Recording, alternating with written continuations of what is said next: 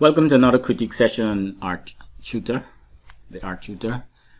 Today we're going to look at the still life composition submitted by a student.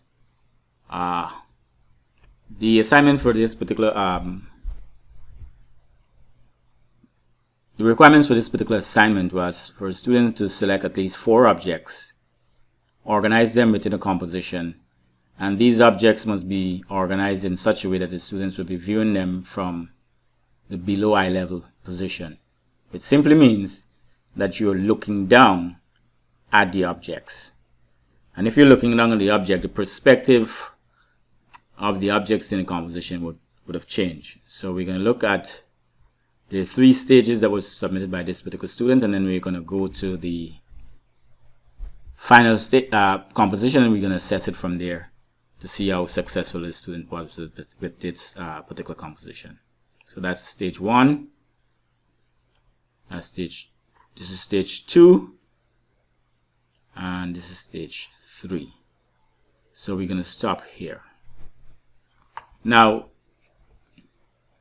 one of the first things I'm going to be looking for is comprehension.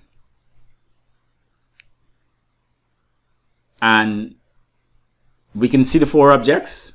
1, 2, 3, 4, and we can even count that as 5. But are these objects placed in a position that suggests that they're being viewed from, they're in a below eye level position? No, it's not. When you look at this composition, these objects are being seen from an eye level position.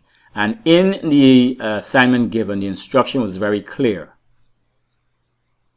The objects are supposed to be set up in the below eye level position, which means you're looking down at the objects. How do I know that this student did not follow that? If you're looking down at a wine glass, you're not going to see the straight line there for the ellipse. You're going to be seeing a whole lot more of the inside of the wine glass. When you look down, you'll be seeing a whole lot more of the top of the books as well. Same thing goes for the candle. So it is clear when we look at this composition that this student did not follow the instruction. Comprehension is the first minus in this case, because the objects are being viewed or the objects were drawn from an eye level position instead of a below eye level position. Having said that, let's move on to the other aspects of the composition. It's an interesting composition, and I know that I would have submitted resources to assess you to see the different composition style, like the L shape and the rectangle and triangle and all that kind of stuff. And those are being created mainly based on how you organize the object within this picture space. So the composition is interesting. If we were to draw a dividing axis line down the center, we get to see that it's a little asymmetrically balanced, and that's often one of the most ideal ways of creating interesting and dynamic composition. It's not the only way. It's just one of.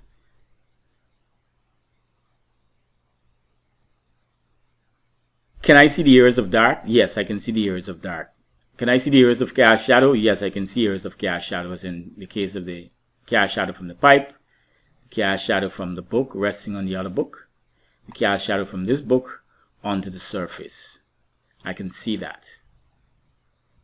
Can I tell the difference between the colors of the objects? Not really.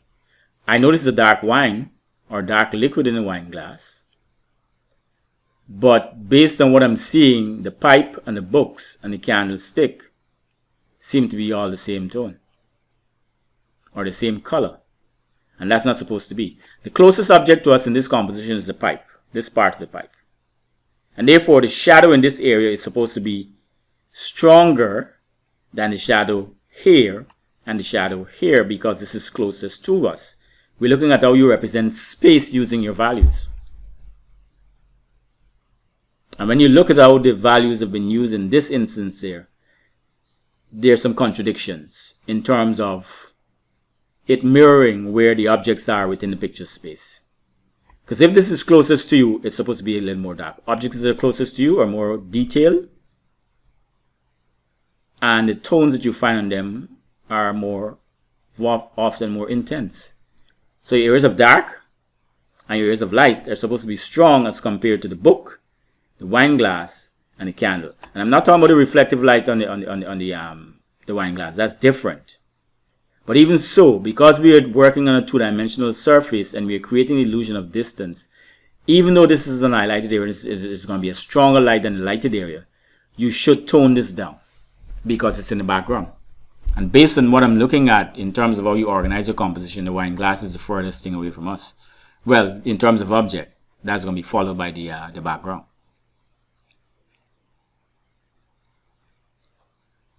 And based on how you would have shaded, I'm not seeing that. Based on how the line for the cast shadow from this book as you go across all the way here, why it starts to get lighter here? This is all in the same plane, so that shouldn't change. And because the cast shadow represents an absence between where the object and the surface meets, it means that this area is supposed to be more defined instead of that being so blurry.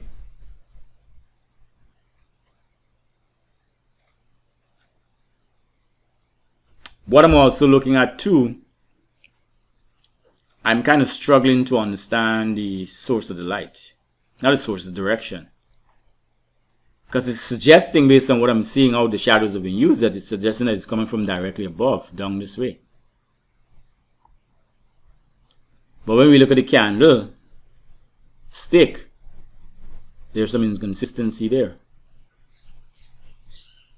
Similarly, when you look at the pipe, because this pipe is going to be cylindrical in this design here, otherwise the smoke ain't going to pass through there. So if this here is the top of that cylindrical shape, as we move away, something is supposed to start happening there, and as we move away on this side, something is supposed to start happening there. And based on the construction, we're seeing something happening here. You were going to put some dark there, or you're attempting to put some dark there, but it's not convincing enough. And if it's coming from that direction, it means that underneath here, which is at the bottom of the pipe, I don't think you'd have all amount of light. Something tells me this is going to be more dark instead of how you have it here. So your shading is not consistent with the direction of the light that you're telling us. The dominant direction of the light that you're telling us. I want to make that clear. Because if that's the case, the top of this book and the side of this book cannot be the same in terms of intensity. Because if the light is coming from this position more up and maybe slightly angled, then this part of the book is going to have some more darkness rather than the same amount of lightness as this area, because this is where the light is going to strike first and then it's going to move towards that side, because this area is a rectangular object. And you would have seen a clear distinction between the top part of the book because of the nature of the angle of rectangular and square object, as opposed to the side when things start to come down to the side.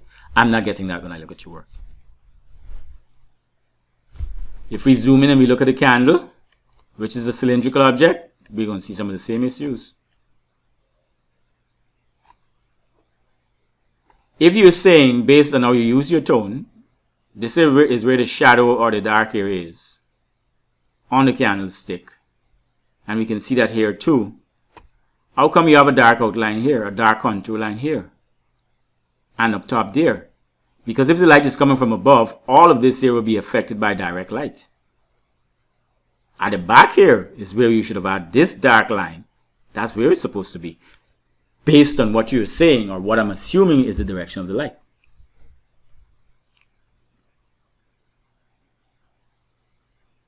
Students, unless you are going through your work with this level of detail, and this is an advanced drawing class. It's not intermediate, it's not beginning. This is advanced drawing. These are questions and problem solving things you're supposed to be doing while you're drawing, because it's part of the expression. If the other thing I'm looking at too, you got problems with construction. If I were to draw a straight line straight down here, It's a cylindrical object. It's not symmetrical. It is not symmetrical, which means that is construction problems. And something tells me that when you were constructing, you didn't construct this object in a very transparent manner so that you can ensure that the thing is done accurately.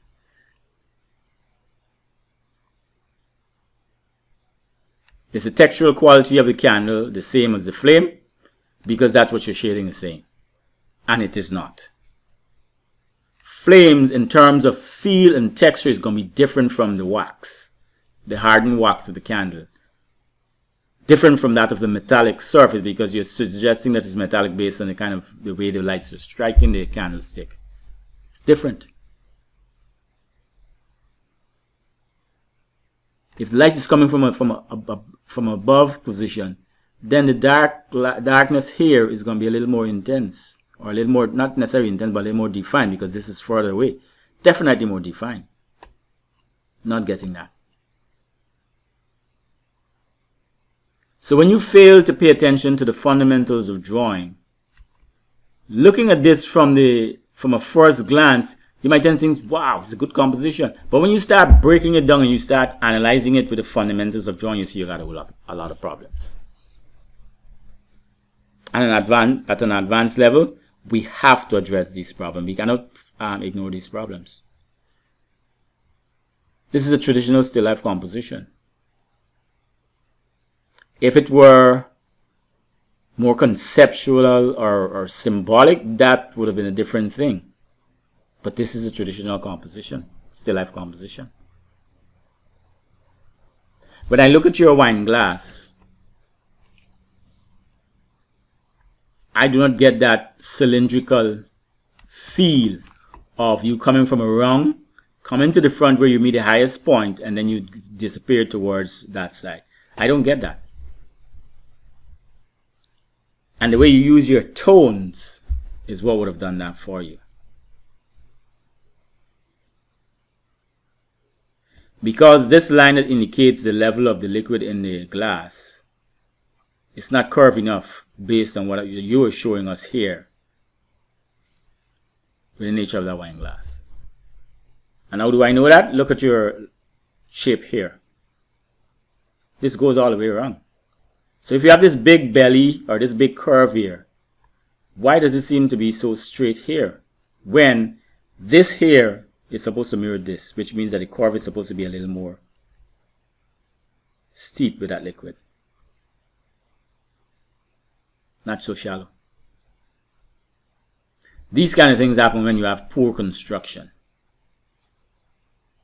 And that is what is evident in this particular composition. The other thing too we could look at the tones in the area of the foreground, that is the surface that the objects are resting on, and compare it to the background. They're all the same. Well, in most instances, the lighted areas are the same. The background is further away. It's the furthest part of the composition in terms of its spatial relationship, and therefore, it should be treated that way, which means that you should have toned down all of this, so that the strength of this lighted area is not fighting with lighted areas in the foreground, which is where your focus is supposed to be when you're talking about space and tone. These are fundamental things that as an advanced drawing student, you should not be glossing over. You should not be ignorant of. It's important. And you go look at any good drawing, you will see these things that I'm talking about. Go double check. When you're shading to show the effects of light on the objects. Therefore, you're going to have three basic tones: areas of light, areas of darks, areas of shadows. And then you're going to have your intermediate tones in between, your highlights, your reflective lights, and that kind of stuff. When you shade, you're also shading to represent the colors of the objects in your composition.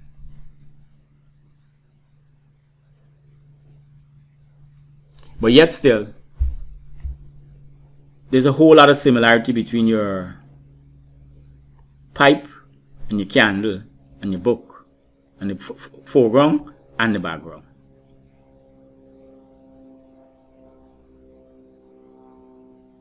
When you shade, you're also shading to show the spatial relationship between objects in your composition, or you could say atmospheric perspective, where you use tones and values to create that illusion of distance.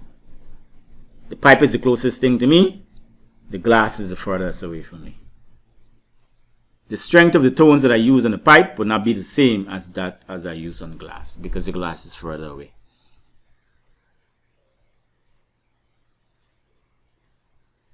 When we look at what you have, we're struggling to make sense of all that. Too much is to do with the fundamentals. And I would urge you to go back and look at this composition, make the corrections in the final composition, and resubmit so that we can see whether what I would have said makes sense or not, and whether what I would have said you understand. And don't take anything that I say for granted. Go double check it. We have lots of resources out there. You're having too many fundamental problems. And you see that outline problem that you have here on the candle? It's repeating itself on the glass. If the light is coming from this side, then there's no need for that outline.